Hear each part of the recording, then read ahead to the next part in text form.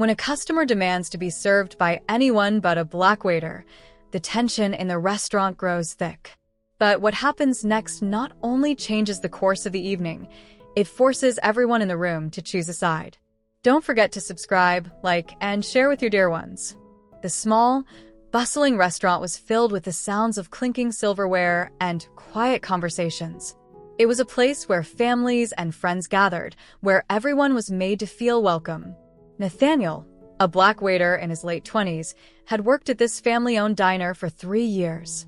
Over time, he had come to know most of the regulars by name and took pride in providing friendly, attentive service. That evening, Nathaniel was assigned to a table by the window. It was a party of 3, 2 men and a woman, all in their mid-40s, dressed as if they'd just come from a business meeting. He approached the table with a smile. "Good evening, folks. My name is Nathaniel, and I'll be taking care of you tonight," he said. The woman smiled back briefly, but her eyes quickly turned wary. She glanced at one of the men, who was already looking Nathaniel over with disapproval. "I'll wait for someone else," the man said, his tone loud enough for nearby diners to hear. Nathaniel's smile faltered but didn't disappear. He had dealt with similar situations before, subtle racism disguised as preference. Still, it hurt. He didn't let it show, however. "Of course, I'll get someone else for you," he replied, his voice calm. But as he began to walk away, he heard the woman speak quietly to the man. Their words were too hushed to catch, but the discomfort in the air was unmistakable. The man's harsh voice broke the silence again. "I don't want someone like you serving my table." Nathaniel's heart sank. The sting of the words remained, but he didn't react. He took a deep breath and turned to fetch the manager. As he walked back to the kitchen, the weight of the moment lingered.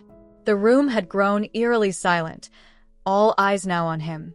Nathaniel walked into the manager's office, where Greg, the owner, was sitting at his desk, reviewing some papers. He looked up as Nathaniel stepped in, his brow furrowing at the look on the waiter's face. "Everything okay, Nate?" Greg asked. "There's an issue with a customer at table 7, Nathaniel said, keeping his voice even. "They don't want me to serve them." Greg raised an eyebrow. "What do you mean?" Nathaniel took a breath before replying. "They don't want me serving them because of who I am." Greg's expression darkened. "I'll take care of it." Nathaniel shook his head slightly. "I've got it covered.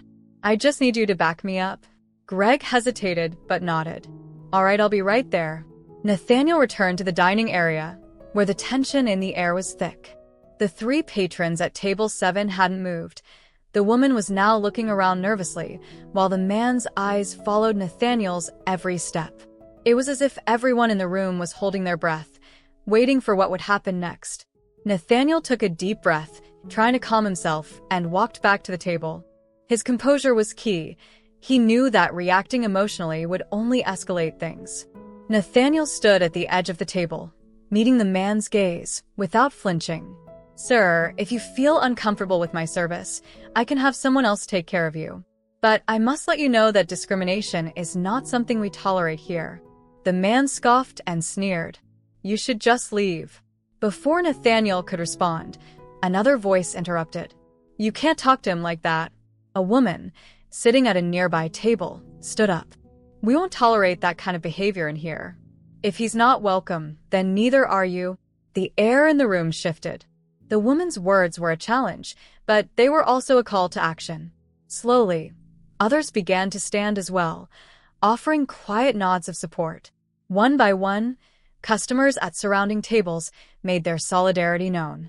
"I'm with her," another man spoke up, his voice steady. "This is not how we treat people." Greg appeared at Nathaniel's side, his stance firm. "Sir, I'll have to ask you to leave if you continue to act in this way. We won't tolerate discrimination in this restaurant." The man stood up, fuming, and glanced around at the customers who were now watching him. Realizing he had no support, he muttered something under his breath and stormed out, leaving behind a silent, but triumphant room. The tension that had once gripped the restaurant quickly dissipated, replaced by an air of quiet pride. People began talking again, their voices low but filled with camaraderie. Patrons exchanged smiles, and some even offered quiet applause for the courage that had been shown. Greg walked up to Nathaniel, who was standing near the counter, wiping down a table. "You handled that well," Greg said with a smile, a touch of admiration in his voice. Nathaniel didn't immediately respond. He was still processing what had happened, the sting of the customer's words, the weight of standing up to them, and the overwhelming support that followed. A young couple who had been seated nearby approached him, and the woman handed him an envelope. "Thank you for standing up for yourself," she said softly. "You handled that situation with dignity, and it was inspiring." Nathaniel opened the envelope, and inside, he found a generous tip along with a note. "You're a good man. The world needs more like you." The kindness of the gesture touched him deeply, but it was the show of support from the entire restaurant that truly stood out. It wasn't just one person taking a stand, it was a collective effort, a statement that hate would not be tolerated here. The rest of the evening was filled with quiet conversations and laughter. The normal hum of the restaurant had returned, but there was a new sense of unity in the air. Nathaniel moved from table to table, serving the rest of the customers with the same warmth he always did, but this time with a renewed sense of pride. He smiled more freely, knowing that the community had stood together in a meaningful way. As the night wore on and the last tables began to leave, Greg approached Nathaniel again. "I know it wasn't easy, but you handled that with grace. You made a difference tonight." Nathaniel nodded, his chest swelling with quiet pride. It wasn't just about that one confrontation, it was about what had followed.